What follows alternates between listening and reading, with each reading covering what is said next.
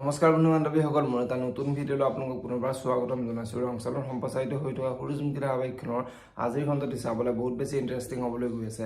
যদিহে আপোনালোকে সূৰুযমুখী ধাৰাবাহিকখন চাই ভাল পায়, তেনেহ'লে ভিডিঅ'টোত এটা লাইক কৰি আমাৰ চেনেলটো ছাবস্ক্ৰাইব কৰি ল'ব, এনেকুৱা ধৰণৰ আপডেট মোক পাই থাকিবলৈ।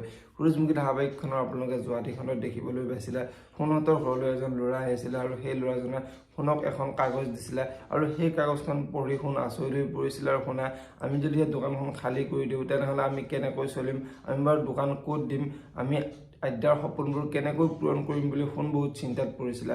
আৰু তেতিয়া শেৱালীয়ে আপুনি অলপ ধৈৰ্য ধৰকচোন, আমি ডাইৰেক্ট গৈ মালিকৰ লগত কথা পাতিম, লাগিলে পইচা বঢ়াই দিম, তথাপিতো আমাক ৰুমটো লাগিব বুলি শেৱালীয়ে সোণৰ আগত কৈছিলে। আৰু এতিয়া সোণে মই আজিয়েই গৈ মালিকৰ লগত কথা পাতিব লাগিব বুলি কোৱা দেখিবলৈ পাইছিলে। আৰু আজিৰ খণ্ডটিত আপোনালোকে দেখিবলৈ পাব সোণ দোকানৰ মালিকৰ ওচৰলৈ যাব আৰু মালিকৰ ওচৰলৈ গৈ আপুনি মোক ৰুমটো খালী কৰিবলৈ ন'টিচ দিছে, আমি যদি সেই ৰুমটো খালী কৰি দিওঁ তেনেহ'লে আমি বাৰু কেনেকৈ চলিম, আমাৰ সপোনবোৰ কেনেকৈ পূৰণ কৰিম, লাগিলে আপুনি অলপ ভাড়া বেছিকৈ লওক, আপুনি ৰুমটো খালী কৰিবলৈ নক'ব বুলি সোণে মালিকৰ আগত ক'ব। আৰু এতিয়া মালিকে তোমালোকে ৰুমটো খালী কৰিবই লাগিব, মই এটা নতুন প্ৰজেক্ট এটা আৰম্ভ কৰিম বুলি সোণৰ আগত ক'ব।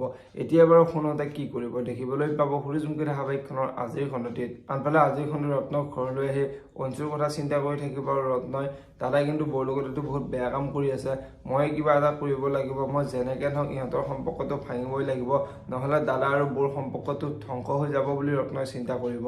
এতিয়া বাৰু ৰত্নই অঞ্চু আৰু প্ৰিয়াৰ সম্পৰ্কটো ভাঙিব পাৰিবনে দেখিবলৈ পাব সূৰুযমুখী ধাৰাবাহিকখনৰ আজিৰ খণ্ডটিত।